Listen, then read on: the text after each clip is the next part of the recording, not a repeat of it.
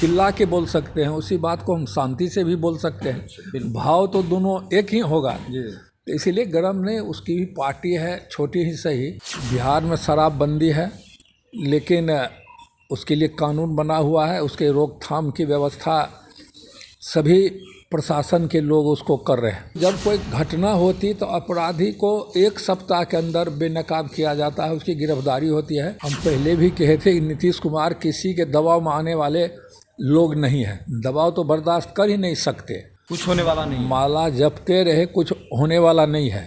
सरकार बहुमत में है। नमस्कार, आप देख रहे हैं लाइव सिटीज। मैं हूं आपके साथ सौरभ राज। बिहार में विपक्ष लगातार नीतीश कुमार के ऊपर आक्रामक है।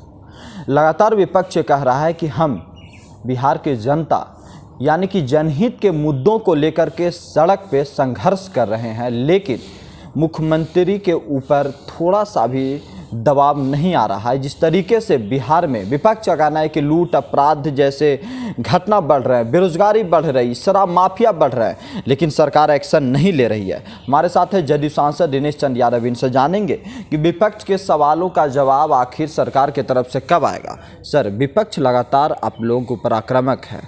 सबसे बड़ा मुद्दा शराब माफिया के ऊपर है कि शराब बिक रही है, आप लोग किसी को पकड़ नहीं रहे हैं। उसमें मंत्री, आपके मंत्री का भी नाम आ रहा है।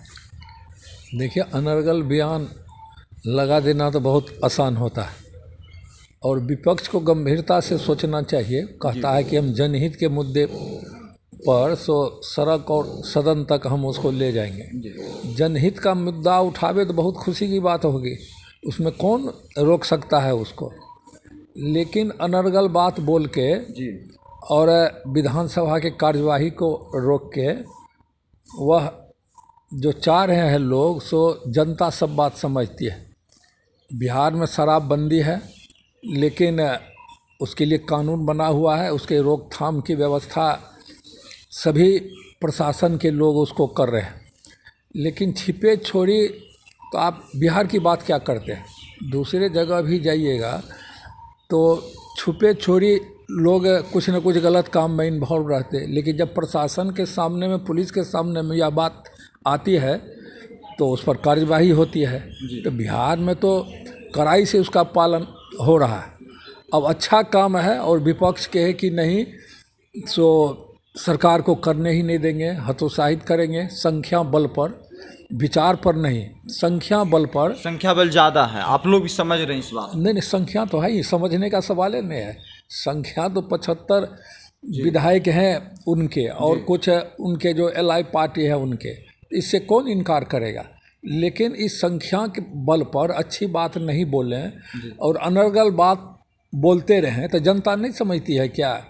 बिहार की सभी जनता इस बात को समझती है, और कड़ाई से शासन भी चल रहा है। अपराध यदि होता, कोई तरह की घटना राज्य के किसी हिस्से में, या राजधानी पटना को भी लीजिएगा, तो जब कोई घटना होती तो अपराधी को 1 सप्ताह के अंदर बेनकाब किया जाता है, उसकी गिरफ्तारी होती है, फिर न्यायालय को सुपुर्द किया जाता है कि इस पर कार्यवाही चले और उसको सजा हो। कहा जा रहा है कि नीतीश कैबिनेट में 65% मंत्री दागी हैं। विपक्ष का सवाल है। अरे कहने से ही होगा थोड़ो, प्रूफ भी वो दे रहा है। अरे कहाँ दे, डाटा दे रहा है। अरे कहाँ दे रहा है प्रूफ देते, लिख के दे।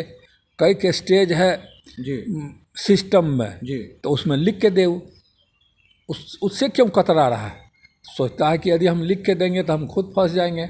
बाद में होगा कि अनर्गल आरोप इस पर लग गया है और उसी को लोग कंडेम करेंगे और दोषी करार उसको देंगे।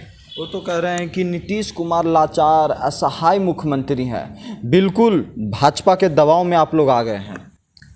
हम पहले भी कहे थे कि नीतीश कुमार किसी के दबाव में आने वाले लोग नहीं हैं। दबाव तो बर्दाश्त कर ही नहीं सकते, और चूँकि एनडीए है तो उसके कहने से क्या, जो चाहता है कि भीतर में मनमुटाव हो जाए, यह बिखर जाए, यह अभी निकट भविष्य में नहीं होगा।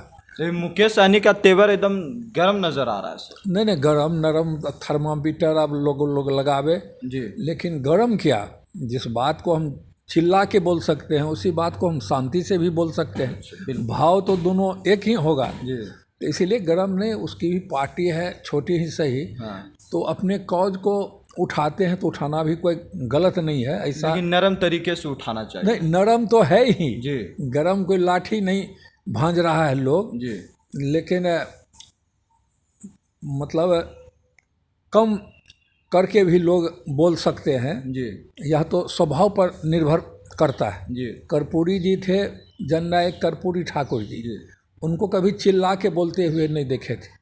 किसी बात को उठाते थे जी तो इस तरह से उठाते थे कम ही आवाज़ में जी। कि सभी लोग उससे प्रभावित होते थे। तो गरम नरम का राजनीति में कोई स्थान नहीं है, इसलिए जी।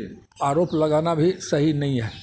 लेकिन जिस तरीके से ऐसा लग रहा है कि कब मुकेश सहनी इस्तीफा दे देंगे कि एनडीए सरकार गिर जाएगी, विपक्ष आशा में बैठी हुई है मुकेश सहनी के नाम को लेकर के। तो माला जपते रहे विपक्ष, कुछ होने वाला नहीं है। माला जपते रहे, कुछ होने वाला नहीं है।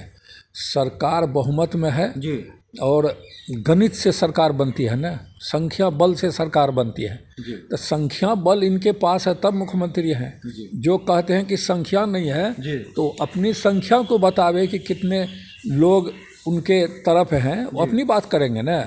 सरकार तो संख्या बल पर चलता है और पर्याप्त संख्या एनडीए को है जी और सरकार चल रही है। जी। चलिए शुक्रिया सर, थैंक यू। धन्यवाद।